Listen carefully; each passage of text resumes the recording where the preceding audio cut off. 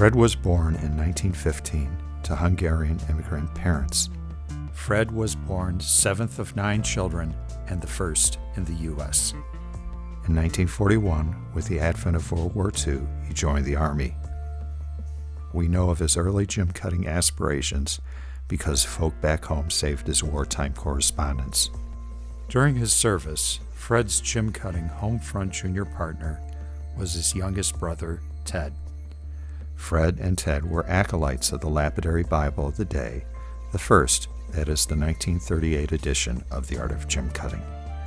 Lacking an ingrained gym-cutting culture such as Europe's, but with growing interest in the field, as well as an unprecedented availability of small electric motors, fertile ground was formed for American-style faceting equipment with their angled setting capabilities.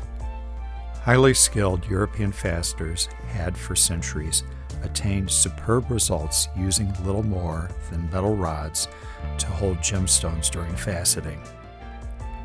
With American-style facet heads, many times homemade, fine results could be attained with only a modicum of skill.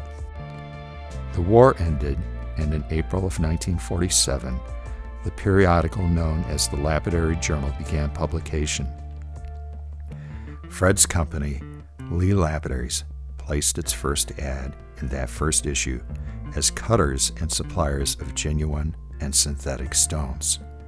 5 years later, in April of 1952, Lee Lapidaries placed an ad in the Lapidary Journal announcing the introduction of the Lee facet head. The genius of the Lee facet head was that it was designed to be an all-day, fast-efficient production tool rather than just a hobbyist gadget. Among the Lee facet head's distinctive features are the following.